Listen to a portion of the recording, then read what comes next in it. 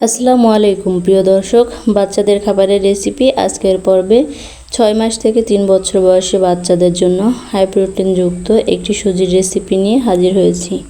পুষ্টিবিদ আয়েশা সিদ্দিকা ম্যামের মতে 6 মাস থেকে বাচ্চাকে এইভাবে সুজি রান্না করে খাওয়ানো হয় তাহলে অল্প খাবারে বেশি পুষ্টি পাবে এবং দ্রুত ওজন বৃদ্ধি পাবে এবং বাচ্চাদের মেধা বিকাশে সহায়তা করবে। তো 6 মাস থেকে আমি আমার ছেলেকে এইভাবে সুজি রান্না করে খাইয়েছি। রেসিপিটি আপনাদের সাথে শেয়ার করছি। মূল ভিডিওতে যাওয়ার আগে আমার দর্শকদের কাছে ছোট্ট একটি রিকোয়েস্ট, আমার ভিডিওটি যদি আপনাদের ভালো লেগে থাকে তাহলে প্লিজ একটি লাইক দিবেন আর বাচ্চাদের নিত্য নতুন খাবার রেসিপি পেতে চ্যানেলটিকে সাবস্ক্রাইব করে পাশে থাকবেন। এই জন্য আমি প্রথমে একটি মুরগির ডিম নিয়েছি। আমি এখানে পুরো একটা ডিম নিয়েছি। আপনার বাচ্চা যদি 10 মাসের কম হয় তাহলে শুধু ডিমের কুসুমটি নিয়ে নেবেন। আমার ছেলে যেহেতু 1 বছর প্লাস তাই পুরো একটা ডিম নিয়েছি। একটি চামচের সাহায্যে ভালোভাবে ডিমটাকে ফেটিয়ে নিচ্ছি। দর্শক, ডিম হাই প্রোটিনযুক্ত খাবার হওয়া সত্ত্বেও কিন্তু অ্যালার্জেটিক ফুড বলা হয়। এই জন্য পুষ্টিবিদরা বলে বাচ্চাদের শারীরিক কন্ডিশন বুঝে বাচ্চাদের বয়স 6 মাস শেষ হয়ে 7 মাসে পড়বে তখন থেকে বাচ্চাদের ডিম খাওয়াতে পারবেন। তবে প্রথমে বাচ্চাকে ডিমের কুসুমটি খাওয়াতে হবে। ডিমের কুসুমটি যখন বাচ্চারা সহজে হজম করতে পারবে তারপরে আপনার বাচ্চাকে একটা ডিম খাওয়াতে পারবেন। সেটাও বাচ্চার বয়স যখন 9 থেকে 10 মাসে পড়বে।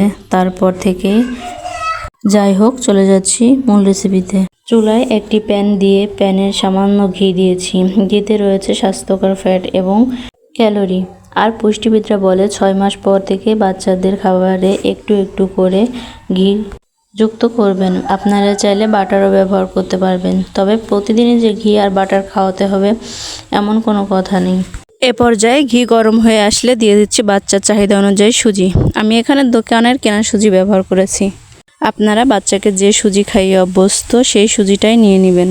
এ পর্যায়ে চুলার আঁচ মিডিয়াম টু লোতে রেখে সুজিটাকে একটু ভেজে নিব।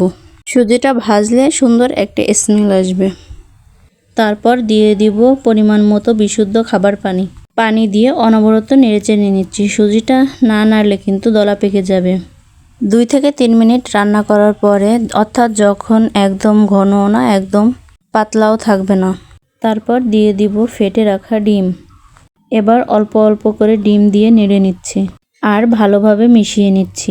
একসাথে যদি ডিমটা দেওয়া হয় তাহলে ডিমের বড় বড় দলা পেকে যাবে। আমি কিন্তু এখানে ডিমটা দিয়ে অনবরত নেড়ে নিচ্ছি। এ পর্যায়ে আমি দিয়ে দিচ্ছি সামান্য পরিমাণে লবণ এবং 1 চা চামচ পরিমাণে চিনি। আমার ছেলের বয়স যেহেতু 1 বছর প্লাস তাই আমি এখানে লবণ চিনি ব্যবহার করছি। আপনাদের বাচ্চা যদি 10 মাসের কম থাকে সেই পর্যায়ে আপনারা লবণ বা চিনিটা ব্যবহার করবেন না, কারণ 10 মাসের আগে বাচ্চাদের লিভার ও কিডনি অপরিপক্ক অবস্থায় থাকে। এ পর্যায়ে যেভাবে আপনার বাচ্চাকে লিকুইড খাবার খাওয়াতে চান সেভাবে নামিয়ে নেবেন। এই তো তৈরি হয়ে গেল বাচ্চাদের হাই প্রোটিনযুক্ত সুজির রেসিপি। এভাবে সুজি রান্না করে বাচ্চাকে সকালের নাস্তায়, দুপুরের খাবারে ও রাতের ভারী খাবার হিসেবে দিতে পারেন। তো দর্শক, এই ছিল আমার আজকের রেসিপি। আল্লাহ হাফেজ।